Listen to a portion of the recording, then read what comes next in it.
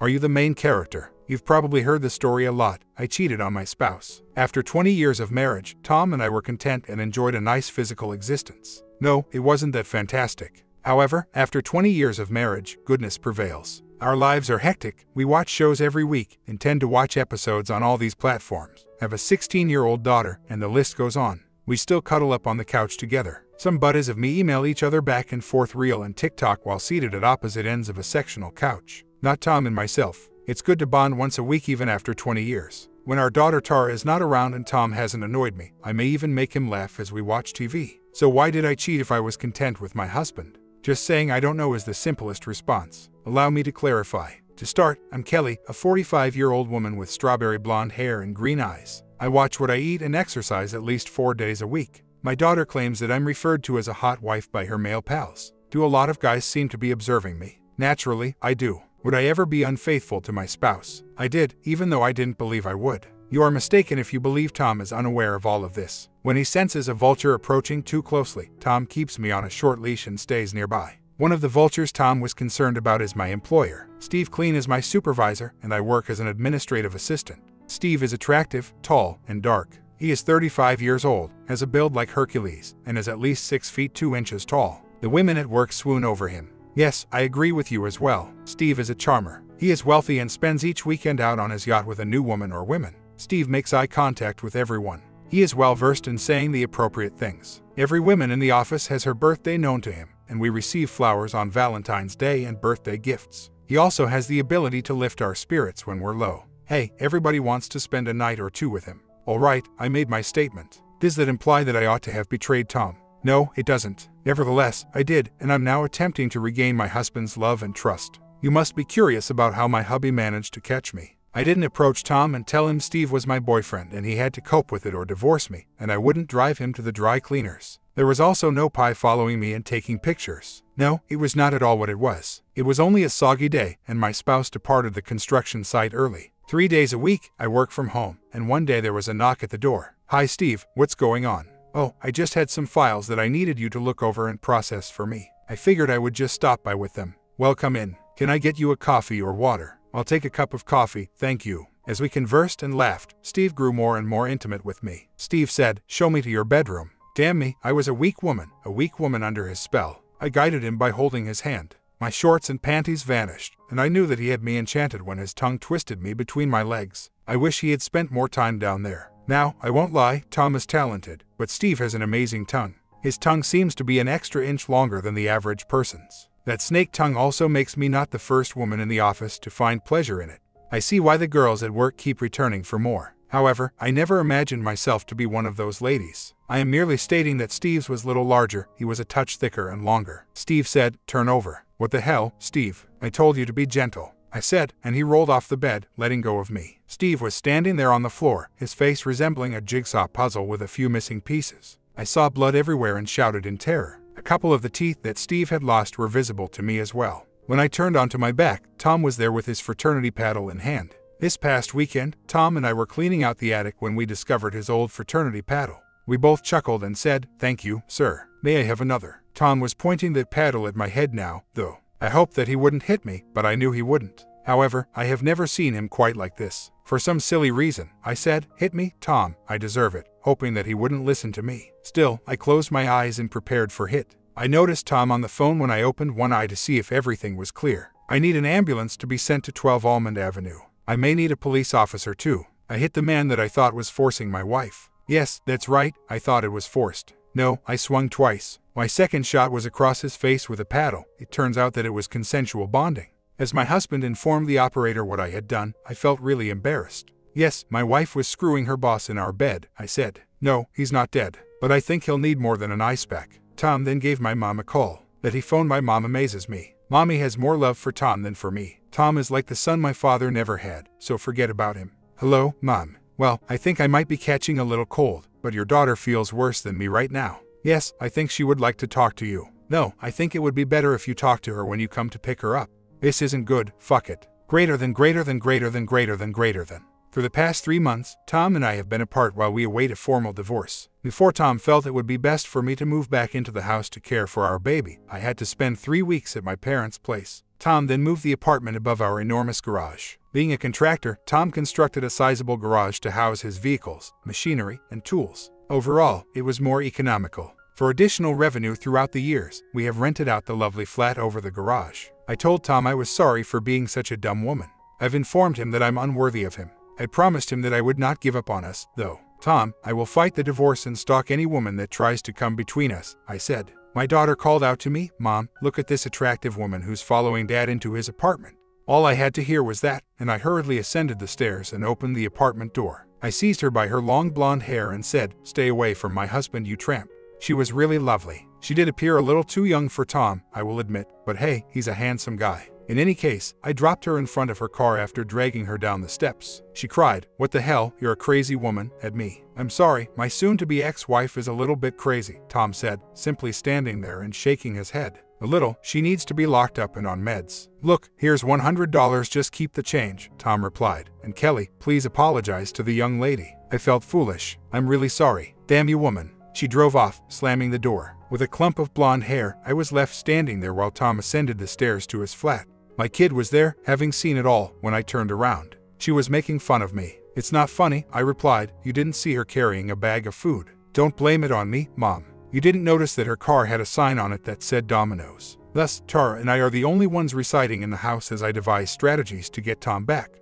I have indeed tried bonding. One evening, I lay on his bed at the apartment waiting for him. That was all he said. Out I had to take the humiliation walk. I couldn't even get dressed before he would allow me. It happened too soon. However, neither he nor I have bonded in the last 3 months. I believe it's time for another try. Mom, please put some clothes on and stop parading around the yard. Showing off your hot 45-year-old body to all the men in the neighborhood is no way to win Dad back. Oh, never mind. I wasn't, I said to my kid. It was time for dinner next. They say that eating is the route to a man's heart. I'm not sure who they are, but I gave it a shot. I began preparing Tom's lunch and carrying it over to the work site. I created sandwiches with anything I could think of, like meatball parm and chicken cutlets. Moreover, I made it for the staff. I was preparing homemade soup because it was becoming colder. I also prepared chili, garlic bread, and pasta fagioli. Not sure whether I was regaining Tom's affection, but every one of his employees wanted to be married. One guy asked me to marry him while he was on one knee and holding a nut for a wedding ring. I reached out to Tom, but he wasn't prepared. Coffee came next. Tom is addicted to coffee. He must have 1 large cup first thing in the morning and consumes at least 5 large cups daily. I was already visiting Tom's apartment daily to tidy up, do his clothes, and wash the dishes he had left in the sink. Okay, I took all of his Keurig pods when I saw him last. I had a huge coffee ready for him, along with bacon, egg, and cheese on a roll, just the way he likes it. Hey sweetie, I've prepared you breakfast. Tom isn't a morning person unless he's had his morning coffee, but he made a noise that sounded like I'm sorry, I miss and love you. It might have just been a few grunts, but either way, my strategy is killing him. Tom, who adores his young daughter, follows her instructions and asks, What do you say, Dad? She's also a little kisser. After saying, Thank you, Kelly, for taking all of my Keurig pods and making me coffee instead, Tom went back to his apartment after grabbing his coffee and breakfast. Have you stooped that low, Mom, that you are messing with Dad's coffee? Yes, I have. One morning, Tom just drove off to work, even though I was waiting for him to come over for coffee and breakfast like he had been doing for the past few weeks. Garbage, I reasoned to myself, he must have purchased more Keurig pods. I forgot the key, so I rushed out of the home, up to his flat, and back down to the house. Regardless of his feelings about it, I'm preparing his coffee and breakfast. This time, I took the damn Keurig instead of the pods. I also stole the black tea I had discovered in the pantry, leaving him with just the decaf. Play with me? Not in my opinion. Tom was at my door early the next morning. Don't you have a job? He responded, How do you have all this time to clean my apartment, do my laundry, cook lunch for my crew, and make coffee and breakfast in the morning?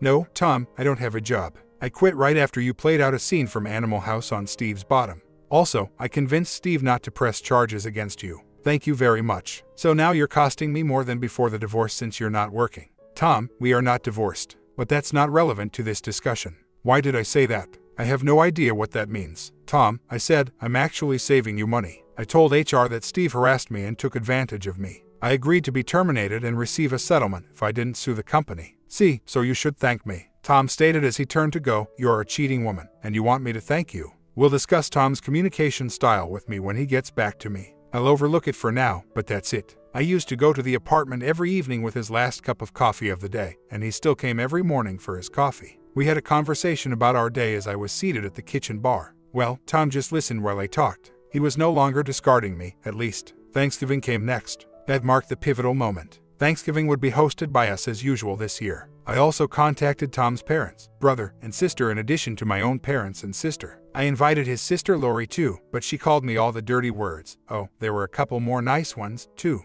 Before making a commitment, Tom's family needed to make sure that Tom would truly be present for Thanksgiving. Tom told his young princess he would be, therefore I already knew he would be. That girl is holding her father tightly with her small finger. She also insisted that Tom bring whipped cream and a pecan pie. It had to be in the aerosol can, not the sort in the plastic bottle. There's usually whipped cream everywhere and me having to wipe up after Tara and her cousins shoot it into their mouths. But family and fun are what the holidays are all about. Thanksgiving got off to a slow start, but at least there were pleasantries and games to keep one busy. However, as the day went on, it was nice to see everyone in the family again, particularly Tom and my father. Since Tom had me served, they hadn't spoken. Tom's refusal to give me another chance infuriated Dad. Lori even had a conversation with me. What did she say? At least she said, "Woman, you need help with anything." Tom also chatted with me. "At least the dishwasher still works," he said as he assisted me in loading the dishwasher and clearing the table. Allow me to clarify. I broke some appliances so Tom would have to come over and fix them as one of my ploys to get Tom to come over. After that, Tara would inform her father that he needed to stay for dinner. The Thanksgiving meal was a success. Seeing the cousins together was enjoyable, and they even got to see their grandfathers make whipped cream whippets. After everyone had departed, I attempted to get Tom to stay, but he gave me some pathetic reasons about his work. And that gets everyone up to date for today. It was exactly the same as any other morning. When Tom finally arrived up for breakfast, he was eating and drinking coffee at the kitchen table with me. Tom packed a cooler full of sandwiches for himself and his team and headed off to work with his thermos of coffee. Tom's staff will be upset if I cease preparing meals for them when he returns to me. How did I prepare for Tom's arrival this evening? I removed every item of food from Tom's fridge and placed it in an ice-filled cooler. I basically threw out the most of it. This individual is unable to support himself. His fridge appeared to be a massive bacterial petri dish. I returned home after that to smash yet another appliance. Mom, what are you doing now? I'm trying to pull this dryer out and figure out how to break it. Don't just stand there looking at me, come help me. As Tara and I removed the dryer and undid the nuts securing the wire to it, I let out a damn cry and half the house's lights went out. Are you okay, Mom? No, I'm not okay, I just got the crap shocked out of me. Well, that's your fault, Mom. Why wouldn't you unplug the dryer first? I don't know. I guess I'm not as smart as you. Well, Mother, we both know you're not that smart or you wouldn't have gotten caught cheating on Dad. Tara, will you please help me? Tara inquired, what do you need me to do? Go find something we can use to cut this wire. Tara inquired, where are Dad's tools? I don't know, I guess in the garage. Check his toolbox. Which one? Said my daughter. He has a ton of red bags and toolboxes. These, I showed her after finding an image of yellow-handled pliers on Google. I think these are what he uses for electric work. I went to check on Tom's meal while my daughter went on a treasure hunt in the garage. Sausage and baked ziti was his favorite. I even prepared my own sauce, Rouse, adding additional oregano, garlic, and red pepper. Tom is unaware of the distinction. 20 minutes later, I questioned my daughter, what the hell took so long? Do you want my assistance, Mother? Indeed. Yes, honey, I do. I apologize. I need to cut this wire, so hold it now. Mom, I think you should unplug it first. Oh my God, I forgot. After cutting the cord, we repositioned the dryer. Mom, what comes next? Is the Keurig the one item you haven't broken, and you need it to brew coffee for Dad every morning? At least once, I broke every appliance. We are going to have to start over if this does not work. My daughter gave me a rolling look. Tell your father that you put your clothes in the dryer, turned it on, and all of the lights in the house went out. Listen to me, Tara. Tara said, okay, and picked up her phone. Hi, Daddy. It's good in school. No, we broke up, so I don't have a boyfriend. No, it wasn't at all what it was. I'm a grown girl. Dad, I know how to take care of myself. I said to myself, what the hell? What about the dryer? Daddy, I require your assistance. No, I ruined the washing machine, not boy troubles. Dryer. I raised my hands and whispered. Dryer, my daughter explained. Indeed, I must get the garments dry by nightfall. What? My best, least showing, I like this guy top. My daughter covered her phone to keep him from hearing her cry out for assistance and turned to face me. Just speak without stopping. Your father has you completely enthralled. He'll comply with your requests. Daddy, I am aware of you. Yes, I always have my mace with me. I'll see you soon, I love you too. I told my daughter, really, I like this boy top without giving anything away. Is that the best answer you could think of? Well, it worked, and in 30 minutes, Dad will arrive. I gave Tara a hug and a kiss and said, thank you. I hope your games work and Dad takes you back, my daughter said to her mother. If not, though, kindly honor his desires and allow him to move on. You are solely to blame for this. My daughter hugged me and said, Mom, go put on something nice for Dad. He'll be here soon. I started crying. I'll complete the cooking. I hurried upstairs, undressed to just my underwear, and put on a crimson silk robe. Tara said, Really, Mom? That's your outfit? I'm going to win your dad back tonight. I'm tired of playing games. Instead of just stepping in, Tom knocked on the door, and I was apprehensive as I said, Hello, Tom. It was a wise decision to put on my tiny red robe when I noticed Tom staring at me. I hope it's been 3 months since he's had anything. Kelly, you appear good. Have I spotted you getting ready for a date? Tom inquired. Oh my God, you mean this antique item? No, tonight I just wanted to kick back and wear something comfortable. Tom smiled at me. Thank you for supporting Tara. I'm not sure what happened, but when she switched on the dryer, the lights went out. Kelly, is it the fuse again? Tom inquired. I'm not sure, I'm not an electrician, I said. With a smile on his face, Tom asked, What are you cooking? Oh, just sausage and baked ziti. Are you done eating yet? Hi Daddy. Tara hurried in and gave her father a hug, saying, I miss you. Tara, I also miss you. What have you done recently? Tara was asked by Tom. Well Daddy, all I did was put the clothes in the washing machine. Tom responded, You mean dryer, as I glared at Tara. I mean dryer. I hit the start button and next thing I knew, the lights went off and the dryer stopped. Tom declared as he crossed to the washing room, There's a burning smell. Daddy, Tara grinned, I want you to stay for dinner. Maybe, Tom replied, but let me look at the dryer first. After taking out the dryer, Tom shook his head at Tara and me. He simply rewired the wiring, went into the basement, and flicked the fuse without saying anything, even though he knew what I had done. As Tom emerged from the lower level, I gave him a drink. Thank you, Tom, I said, closing the space between me and the door frame. Tom had to squeeze by me and I noticed him glance down at me as I leaned against him. I'm sure he missed me, but even if I had to pull him into bed, he would be here tonight. Tom was given another drink by my beloved daughter, who said, Daddy, come sit down and eat. They weren't your typical drink, they were quite sweet and high in alcohol. Tom may not know this, but a handful of these and I would be inebriated. During dinner, Tara persisted in talking nonstop, and when we were done, Tom tried to bid us farewell. Dad, we have dessert too. Oh my, Tara gave me a look. I raised my arms. Dessert escaped my mind. Tom, please stay, I urged, and I headed to the pantry to get dessert ready. I had some Cool Whip and discovered ice cream sandwiches when I opened the refrigerator and freezer. The kind I had in my freezer, packaged in a plastic container. I also discovered some cookies. To slightly soften the Cool Whip, I microwaved it. After that, I put a layer of Cool Whip, a layer of ice cream sandwiches, and a layer of cookies crumpled over the top of the ice cream sandwiches that I had laid flat on the tin.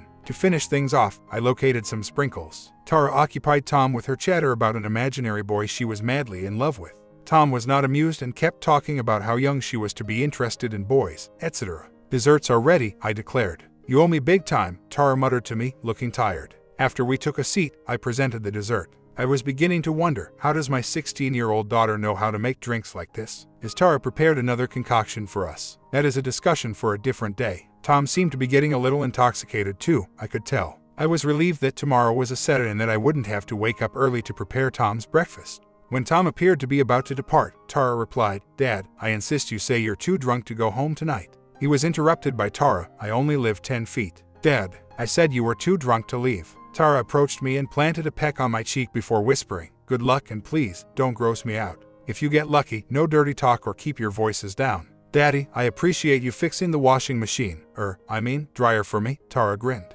You're welcome, Tara, but next time, it might be a good idea to put clothes into the dryer if you're going to tell me it broke when you were trying to dry your clothes. Tara and I exchanged glances akin to a pair of deer-caught headlights. Mom loves you, knows she made a big mistake, and will never make the same mistake again, Tara said to her father as she gave Tom a cheek kiss. I'm going to my room to study now. Good night, Daddy. Tom chuckled. Study, you in on a Friday night. Hopefully Tom was as excited as I was. Tom was seated in the chair when I abruptly dropped my robe and shocked him, and I tried my hardest to win his approval. It was crazy. Tom and I played like two dogs in heat after I dragged him into our bedroom. We truly enjoy ourselves. The following morning, I woke up before Tom, and we played like bunnies. I jumped in the shower after pleading with Tom to stay for breakfast. After I dried off, I left. Both the evening and the morning had been wonderful. I was going to apologize to him and tell him that he was the only man I wanted. She entered our bedroom just as our daughter was leaving, walked over to the bed where Tom was lying, pulled down the covers, and gave him another nice time.